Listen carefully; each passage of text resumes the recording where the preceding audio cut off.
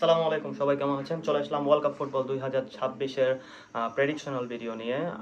আজকে গ্রুপ পর্বের দ্বিতীয় ম্যাচে যে দুটি দল মাঠে নামছে, জার্মানি এবং কোত আইভরে অর্থাৎ আইভরি কোস্ট। যদি আজকের ম্যাচের লাইন আপ নিয়ে কথা বলি, জার্মানি সম্ভবত তাদের পুরনো লাইন আপে আজকে মাঠে নামছে, কারণ আগের ম্যাচটি জার্মানি 7-1 ব্যবধানে কোরাসের বিপক্ষে ম্যাচটি জিতে নিয়েছিল। সেই হিসেবে জার্মানির সম্ভাব্য একাদশ অনেকটা সেম হওয়ার কথা। গোলকিপার পজিশনে বরাবরের মতো জার্মানির বেস্ট গোলকিপার, যাকে বলা হয়ে থাকে লাস্ট ডিকেটের বেস্ট গোলকিপার, ম্যানুয়েল নয়ার, তাকে দেখা যেতে পারে জার্মানি গোলবারের দায়িত্ব সামলাতে। রাইট ব্যাক পজিশনে হয়তো জোশিয়া কিমিচকে দেখা যাবে, বর্তমান তিনি জার্মান ন্যাশনাল টিমে ক্যাপ্টেন্সি করছে।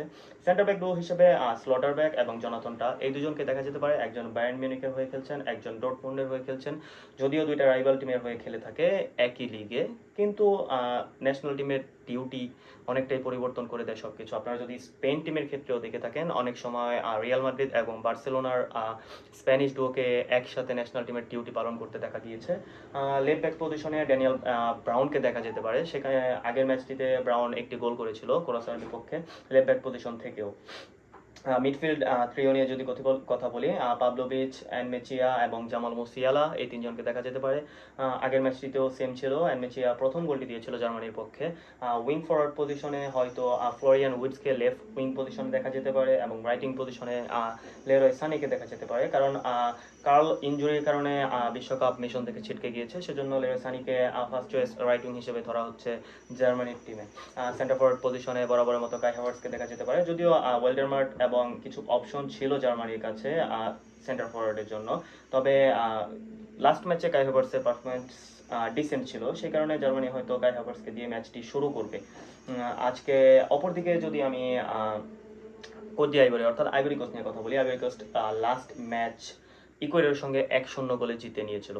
খুবই ফাইটিং একটি ম্যাচ হয়েছিল, দুইটি দল অনবদ্য পারফরমেন্স করেছিল। 1-0 ব্যবধানের একটি ম্যাচ যদি হয়ে থাকে, বরাবর মতো আপনারা বুঝে নিতে পারেন কি রকম ম্যাচটা হয়েছিল। দুইটি প্রতিপক্ষ একে অপরকে কোনো ছাড় দিচ্ছিল না, খুবই ভালো পারফরমেন্স করেছে। যারা ম্যাচটি দেখেননি, হাইলাইটস দেখে নিতে পারেন। যদি আমি গোলকিপার পজিশনের কথা বলি, ওয়েসলি ফোফানাকে দেখা যেতে পারে আইভরি কোস্টের গোলকিপারের দায়িত্ব সামলাতে। ব্যাক লাইনে হয়তো 4 জনকে দেখা যেতে পারে, একজন রাইট ব্যাক পজিশনে ডুয়োকে দেখা যাবে, এবং লেফট ব্যাক পজিশনে কোনানকে দেখা যেতে পারে। আগের ম্যাচের সামারি অনুযায়ী এই দুজনই খেলেছিলেন। সেন্টার ব্যাক হিসেবে সিঙ্গো এবং আগোদাও, এই দুইজনকে সেন্টার ব্যাক ডুও হিসেবে দেখা যেতে পারে আইভরি কোস্টের। রাইট মিডফিল্ডার পজিশনে ফোফানা এবং কেসি, এই দুইজনকে দেখা যেতে পারে।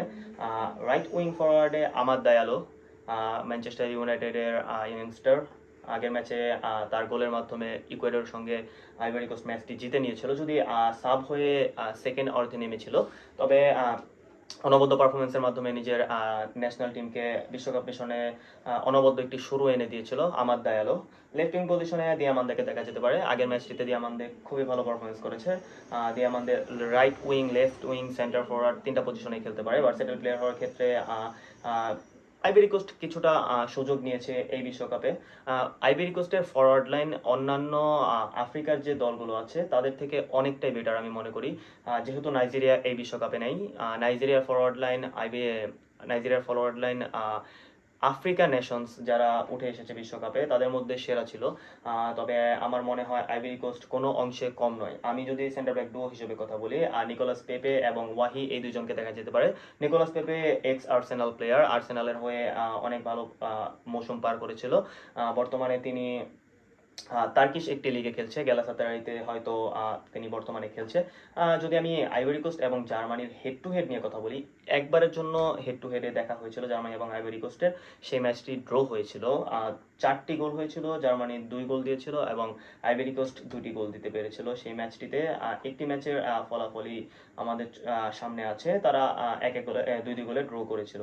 অপরদিকে যদি আমি স্ট্যান্ডিংসের কথা বলি, জার্মানি সলিড একটি জয়ের মাধ্যমে গ্রুপ স্ট্যান্ডিংসে প্রথমে অবস্থান করছে। কোরাসার বিপক্ষে 7-1 ব্যবধানে ম্যাচটি জিতে নিয়েছিল, যদিও আইভরি কোস্ট তাদের ম্যাচটি জিতে নিয়েছিল 1-0-তে। গোল ডিফারেন্সে 6-1-এর একটা বিশাল ব্যবধান দেখা যাচ্ছে জার্মানি এবং আইভরি কোস্টের মধ্যে।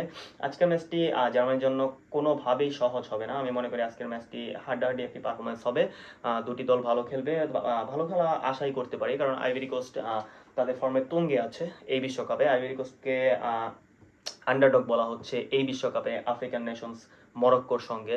দেখা যাক কি করতে পারে। জার্মানিকে যদি আটকে দিতে পারে আমি একটুও সারপ্রাইজ হব না আজকের ম্যাচে। যদিও জার্মানি যে হাইপটা তুলে প্রথম ম্যাচের জয়ের মাধ্যমে যে হাইপটা তুলেছে সবার মাঝে, আমি মনে করি আইভরি কোস্ট আজকের ম্যাচটি এমন একটা অঘটন ঘটাবে যেটা জার্মানিকে হয়তো পা মাটিতে ফেলতে বাধ্য করে দিবে। যাই হোক, আপনারা আপনাদের প্রেডিকশন জানাতে পারেন আমাদের ইউটিউব চ্যানেল অথবা ফেসবুকের মাধ্যমে। Thank you very much. আসসালামু আলাইকুম।